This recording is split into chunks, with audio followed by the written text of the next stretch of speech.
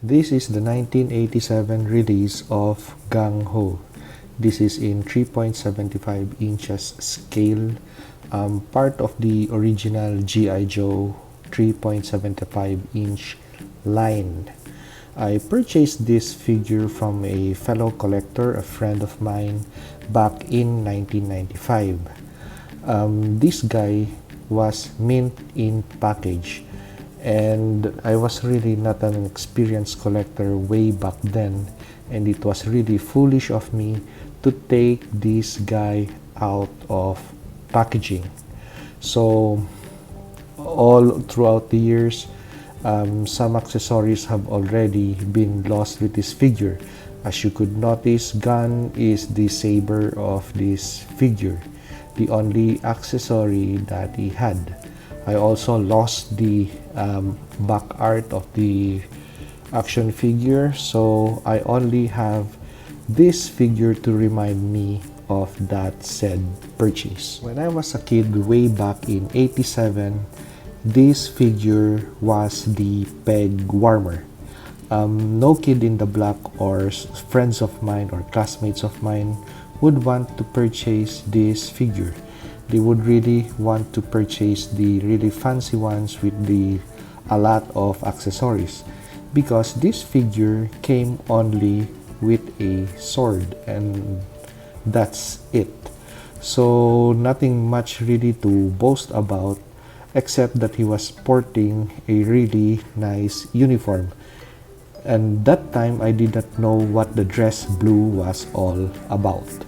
My journey as a collector started with the G.I. Joe line. Then later I progressed into the DC Multiverse, and then later into the Marvel Legends.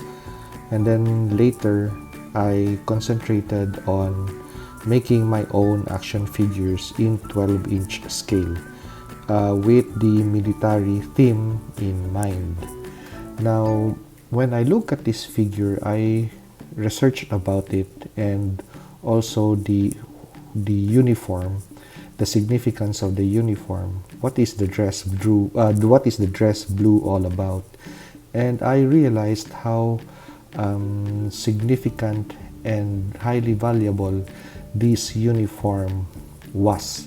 So I was motivated to do my own 12-inch or 1:6 scale Marine dress blue figure. So this is my 1:6 scale or 12-inch figure custom built of a United States Marine Corps sergeant in his proud dress blues. So in my research, I realized that the dress blue uniform, this uniform, is the only uniform in the U.S. military branch of service to incorporate all three colors of the U.S. flag. So this is a Marine dress blue alpha. So this is what it is called, a blue alpha uniform. So the dark blue jacket, this blue jacket with the red trim on the sides of the jacket are for non-commissioned officers. So we have the rank of this Marine on his sleeves, left and right. So this Marine is a sergeant, so as shown by the E5 chevron patch.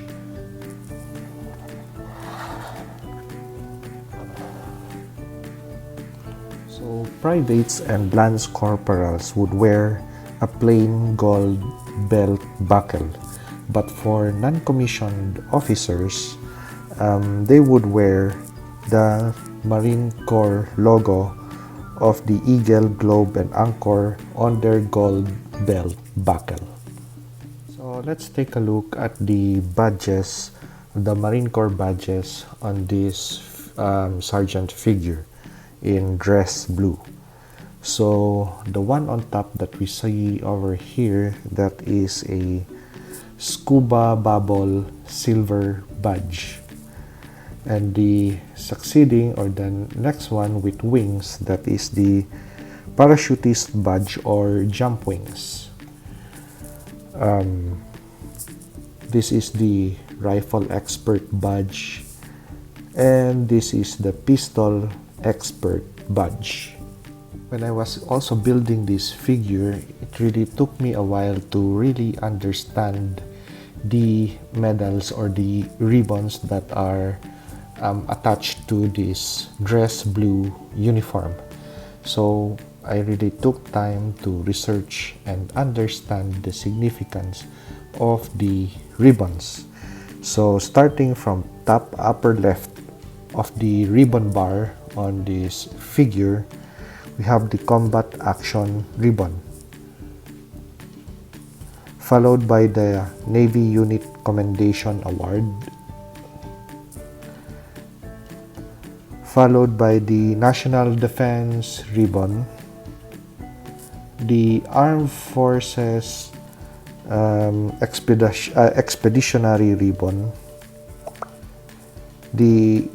and then on the lowest rung we have the Iraq Campaign Medal, followed by the Global War on Terrorism Service, and the last one would be the Sea Service Deployment Ribbon. So this figure was a fairly easy build because the whole set, the whole marine dress blue set, already came in one package. So the gloves, the jacket with all of the trimmings, the head cover, the white dress shirt, the pants, the shoes, and also this figure also included a pair of socks. So I had to find a figure that had fit on, not just pegged on shoes, because this was a lace up type of foot with socks. So really I took time when I was dressing up this figure, and when I finished dressing up the figure, I was really awed by the amount of detail that was on the uniform. And from there, I started researching about everything that is on this uniform. Okay, so this is not a very, as you could say, as compared to other 1:6 scale or 12-inch builds like a SWAT officer or a Navy SEAL with all of the accessories, the guns, the pouches, the bag, the helmet, and everything.